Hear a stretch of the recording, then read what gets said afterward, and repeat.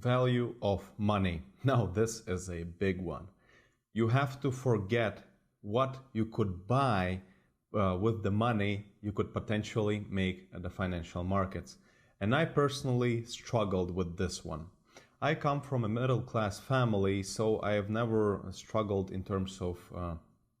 I come from a middle class family, so I never had a deficit of money for school supplies, food, and maybe some toys and stuff like that. However, I wanted to take my family to a completely another level, and I dreamed about huge things like mansions, sport cars, Swiss watches, private jets, and first-class flights, and all of these big things.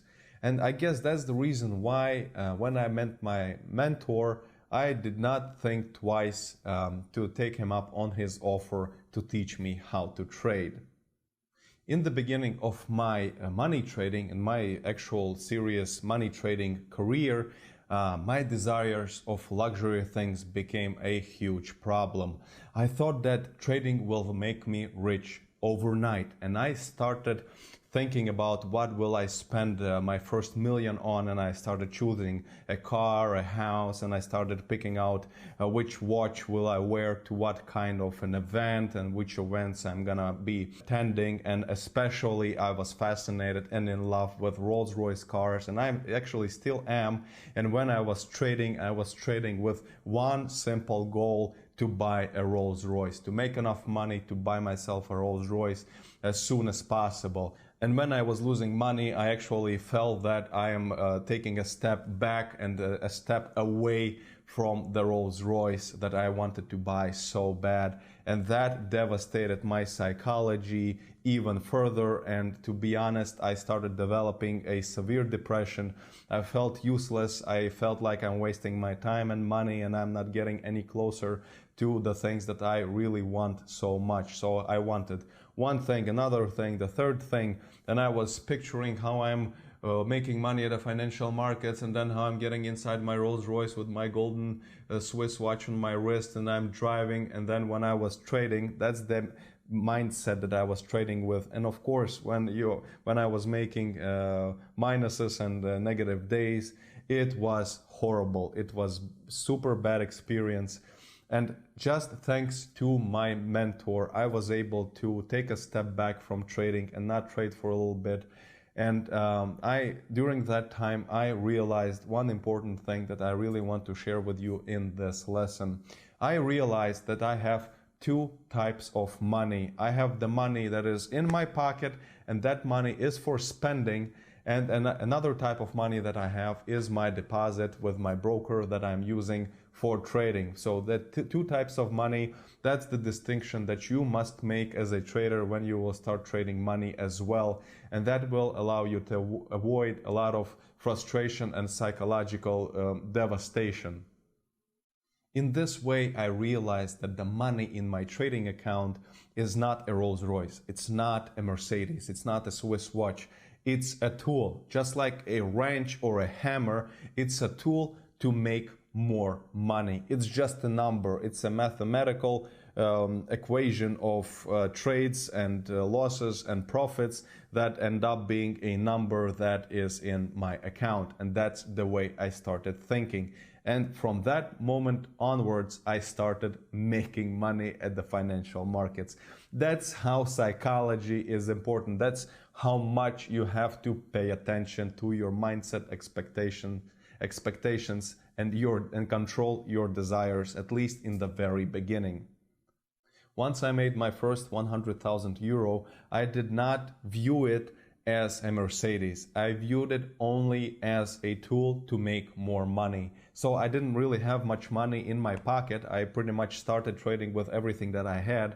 And then when I had the first 100,000, which was a lot more than what I started with, I did not take any money out. Of course, if you need for your life, for a living, or for some emergency, that's another thing. But for desires, cars, watches, and stuff like that, I did not take any money out. And then when I reached my first goal of €500,000, after quite a few months of trading, a lot of time went by and a lot of hard work and a lot of trading, I finally had €500,000 in my account. And then I withdrew €100,000 as my bonus, as my salary, to go out and waste on stuff like cars, watches, and so on. And so I bought myself a Mercedes, but not a brand new one. I bought a used one that I drove for quite a while and actually recently just sold it.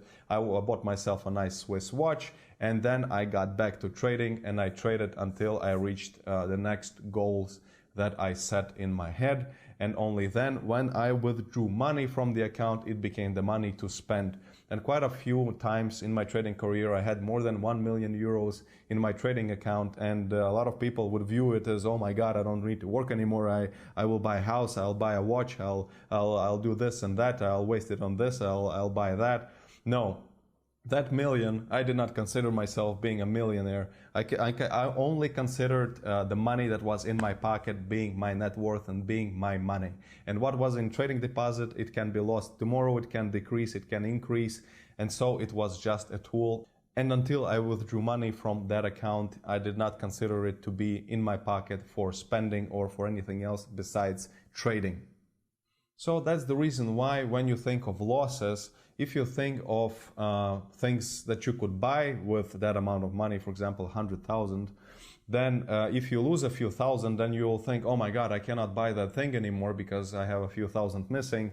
And that will upset you very, very much. Now, I don't say that losing a few thousand with any mindset will be pleasing. Of course, you'll still be upset, but being upset, these two types of being upset are completely different. And one is an okay one, and another one is a disastrous one. And as a rule of thumb, once you will open your trading deposit with real money through some broker, once you deposit that money, you have to forget about that money and be prepared to lose it. And of course, it doesn't mean that you have to, that you should not care about that money. No, you should care about it. However, you should not think about it in the way that I just described. That's the money for work. That's a tool. That's a hammer. And whatever happens to the hammer happens. All you can do is follow your algorithm and follow the rules. Just remove that connection of money to expensive things from your money, and especially the money that is in your trading deposit. So as a rule of thumb, once you deposit that money into your trading depot, forget about it. Just work with it and care about it, but as for a tool and not as a Mercedes or a watch or anything of that kind.